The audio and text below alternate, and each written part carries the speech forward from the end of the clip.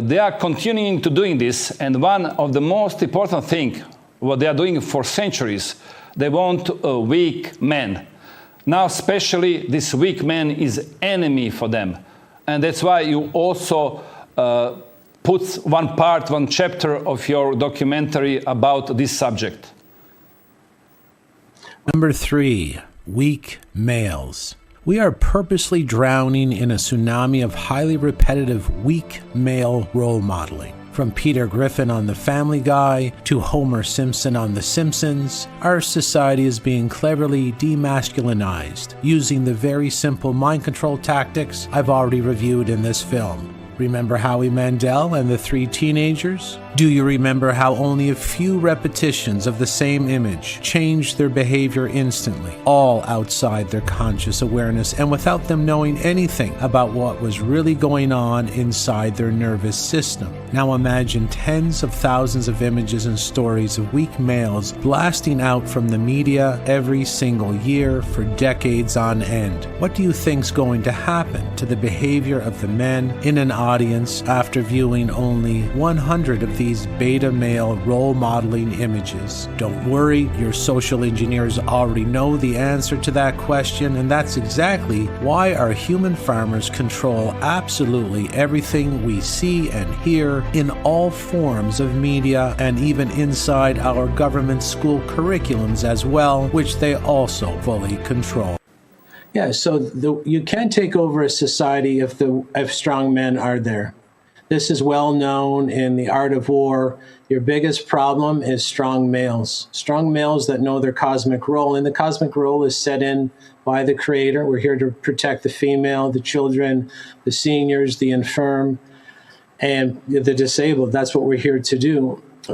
Chemically, they've been sort of castrating the male chemically for a long time with chemicals such as BPA and atrazine, which is a pesticide that sexually confuses aborts males in the womb. That's what BPA does. And we're having more females born than males, so we're having a numbers problem. And if a male is born, we're having a lack of testosterone problem where really they're not that masculine.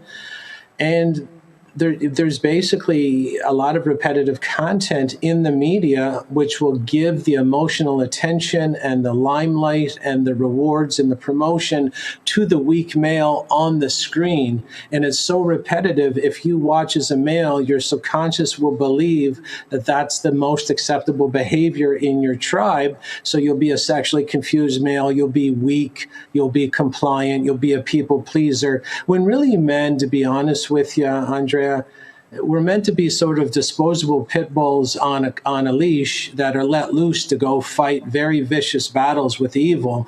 And we're supposed to be groomed as sort of a flick of a switch, super violent beings, but only in the direction of evil. And we've lost that charge. We've lost our cosmic role. We're confused. And again, the media has a big part to play. And of course, the chemicals have a big part to play. And we're in big trouble right now because of a feminized and infantilized male population where we have many males of adult age. Some of them are pretty big males still physically, but they act, talk, and think like children.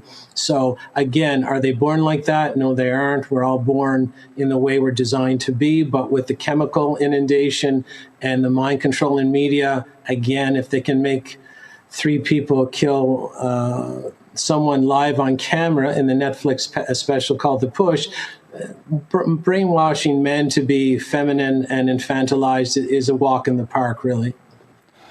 And this new woke ideology, they don't call it ideology, they said there is no woke ideology, but we see there is.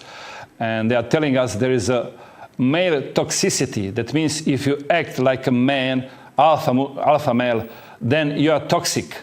And that's why there are now people avoiding this toxicity because it's negative, of course.